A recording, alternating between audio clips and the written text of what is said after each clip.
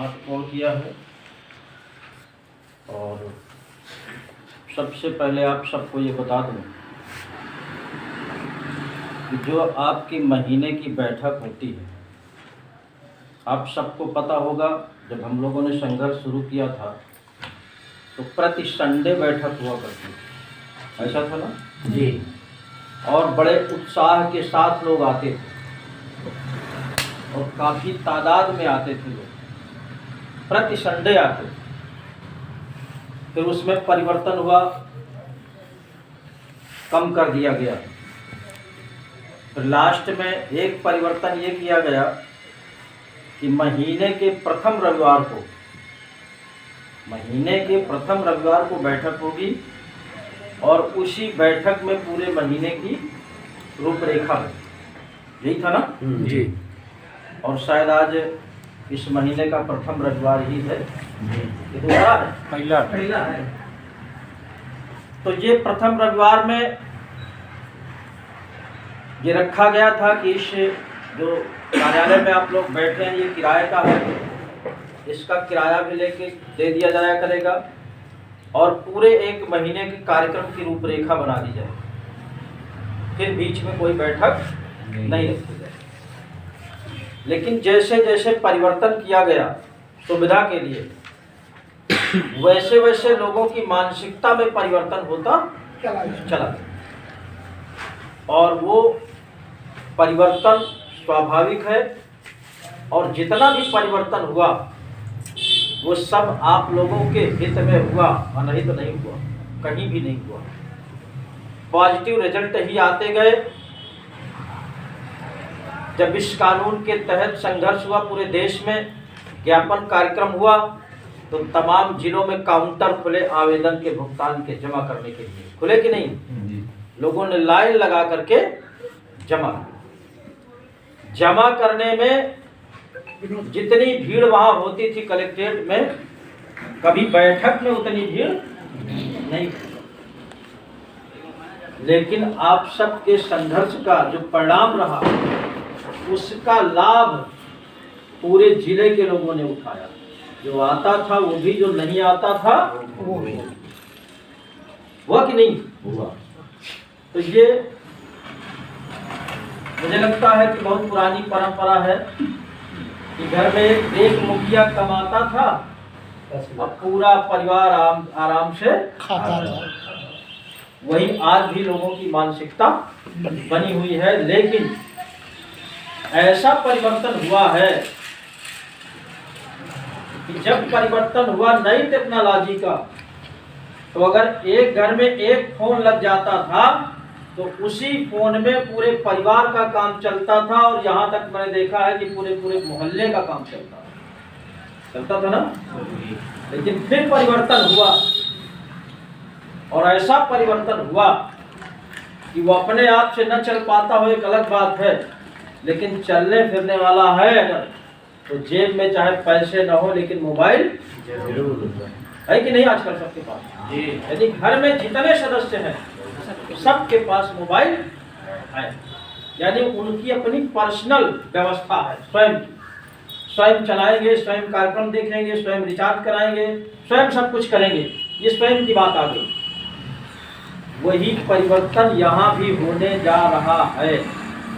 तालियां एक बार साथियों, इस बात के लिए आपको नहीं चलेगा कि एक कमाए और सब खाए।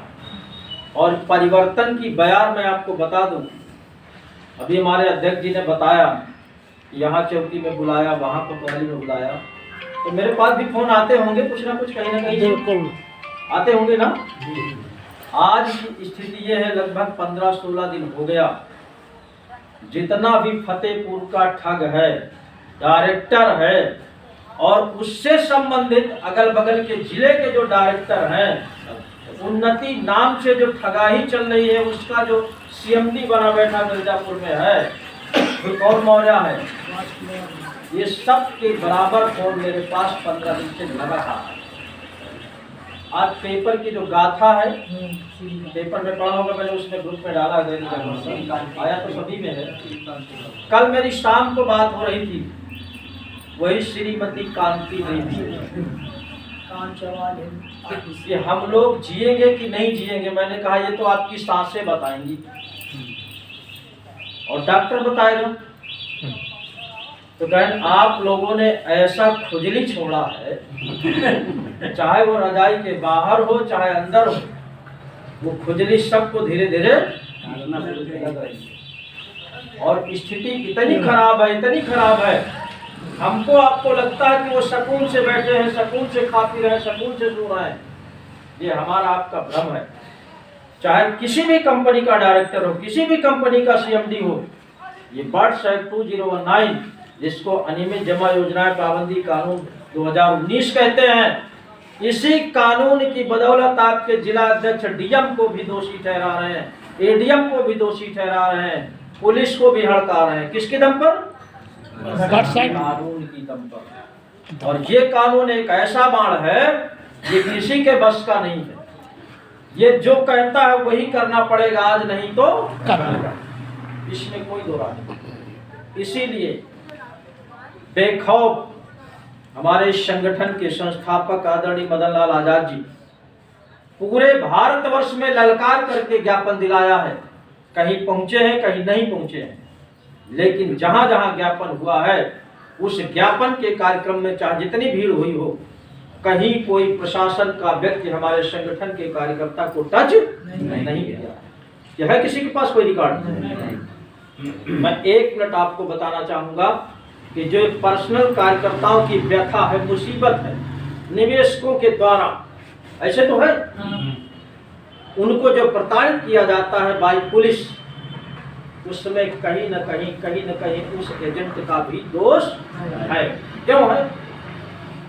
हम जब शुरू में बैठक किया था और तमाम ज्ञापन एप्लीकेशन देने का काम करते थे और वो कार्यक्रम आपका पेपर में भी आता था और लगातार हम लोग कहते थे कि जितने भी रिकॉर्ड हैं प्रत्येक कार्यकर्ता अपने अपने पास कलेक्ट करता जाए, चाहे पेपर की कॉपी हो, चाहे एप्लीकेशन हो, चाहे ज्ञापन हो। और जब हम इस संगठन में प्लस में जुड़े तो इस संगठन के माध्यम से जो कानून की जानकारी मिली, कानून की बुकें मिली, जो शासनादेश जारी हुआ, उनकी भी हम लोगों ने कहा था कि कॉपी निकाल करके अपने अपने पास सभी लोग रखिए। कुछ लोगों ने रखा है, निकाल तो लिया है, लेकिन रखने के लिए कहा तो रख दिया, पढ़ा नहीं उसको क्या लिखा है, किस काम में आएगा। और जिन साथियों ने उसको स्टडी किया है, पढ़ा है, देखा है कि इसमें क्या व्यवस्था है, वो आज भी छाती ठोक करके कोतवाली नहीं चौकी चले जाते कहीं भी। इसलिए वो कार्यकर्ता भी दोषी है। और एक चीज और मैं बता दूं, संगठन के माध्यम से बहुत लोगों को बचाया गया, एक तो नहीं बहुत लोगों को बचाया गया, लेकिन जिसको आपने बचा दिया वो संगठन से बच के निकल गया। वो सोचा कि अब क्या जरूरत है जब मैं बच गया। तो इसमें किसकी गलती है? मेरे पास तमाम साथी बैठे हैं जो जाकर के थानों से छुड़ा करके लाए हैं, वो कोई नहीं दिख रहा है। दूसरा एक प्रमाण और मैं बता दूं, अभी कुछ दिन पहले टोगो कंपनी के खिलाफ एफआईआर करने का प्लान बनाया गया, प्लान नहीं बल्कि काफी जोर दिया गया। हाँ बोलो।